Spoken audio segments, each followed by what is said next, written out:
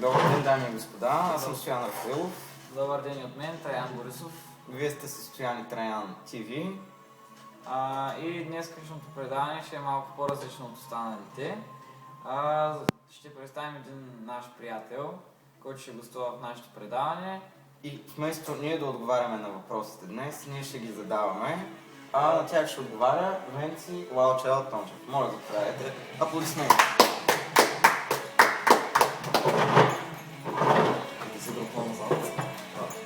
Добър ден на вашето предаване. Добър ден на вашето предаване. Траян и Стоян ТВ.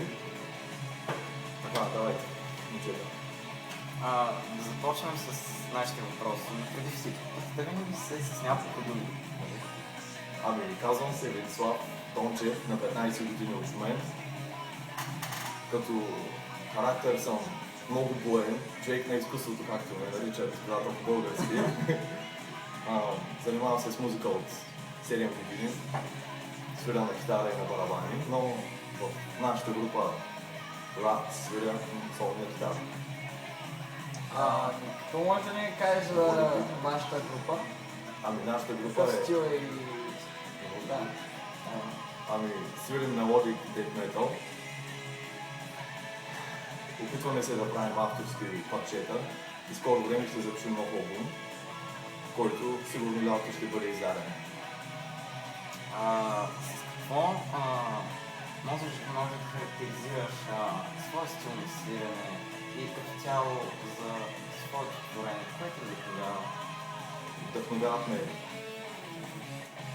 първо музиката, която слушам, Children of Bone.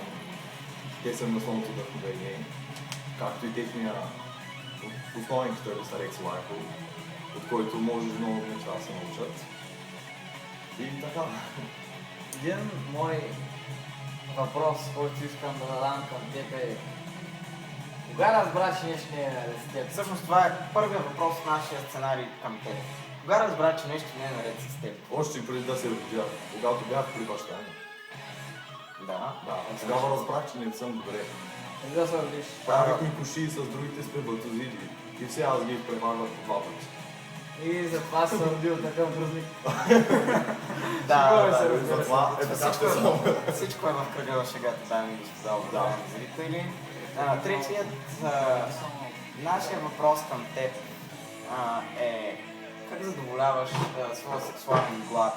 Все пак известно ни е в такава възраст, в което дивото напира и естествено трябва да Връщане. Има 3 основни фактора за моето задоволяване на сексуалния ми глад.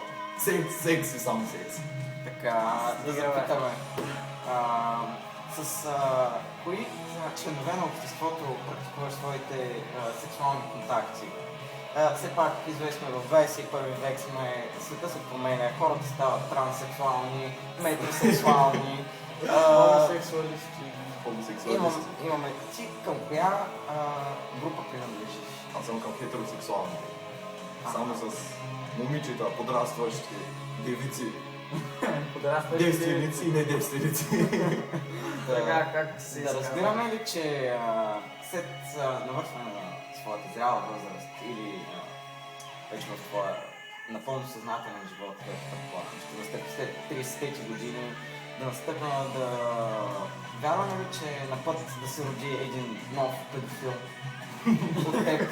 който ще се казва Венци младши и ще наследи тази буйна грива, която виждате. Венци младши няма да е педофил, ще се занимава с своите съученички, защото аз така ще го науча. Но се знае, все може пак да бъде момиче.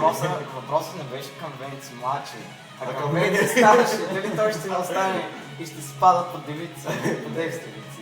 Тези девици, по които сега спадам, след време по същите пак ще спадам. Друг мой въпрос е: какво мислиш за хората около себе си? Зависи какви хора.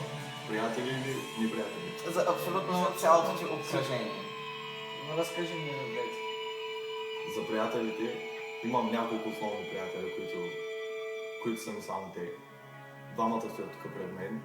Има и още няколко, Аплодисменти, дай ме! Аплодисменти! които в момента не присъстват, но който ме познава по-добре може да знае кои са. А за другите просто Така, разбираме вулгарността е част от твоя начин на изразяване. По какъв друг начин изразяваш своите емоции? Чрез свирене. Чрез композиране. Бележка на водещия. Ще няма точка. 18. Защо се изчерви? И следва Power Metal Scream, дай ми да спи.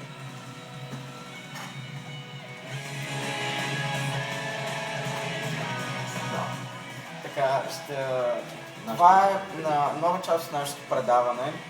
Всъщност е взета от един мой любим комедиен филм. Филма се казва Иланд Мес with the Zohan. И всъщност в определена част от нашето предаване ще има така наречената диско брейк, в който ще споделяме за вас нашата любима музика и се надявам да ви хареса. Нататък с въпросите. Следващият ми въпрос към теб е: как живееш тази болна психика? Не съм мъча изобщо да я лекувам. Живея си с нея и съм свикнал. И другите свикнал. Това означава ли, че за бъдеще можем да те очакваме или в някой психодиспансер, или в затвор? Ти ме изгониха от психодиспансер отдавна. Значи, Аз съм във вашето общество. това е достатъчно. Това е достатъчно. Това е после от психодиспансер. И последният ми въпрос към теб е да открие в твоята чувствена песента Диско Брейк. Да открием по-чувствената част от теб. Обичаш ли животно? Разбира се, обичам се. Ето виждате как нашия гостуващ си изпроси няколко други комплимента, които бихте му дали. Къде ще ми дадат? Комплиментите долу във Facebook, долу в коментарите. Общо взето това е за днес. Благодаря ви за поканата в вашето скромно студио. Благодарим и за участието ви, господин Тончев. Няма проблем. От нас очаквайте още включвания. Очакваме вашите въпроси в YouTube, в Facebook, на нашите профили. Също ще създадем наша страница. Пак да споделим, може да постате снимки, клипове, страници и ако имате някакви въпроси относно тях, ние Очаквайте, ще правим ревюта на всякакви готини работи и ще ги споделяме с вас.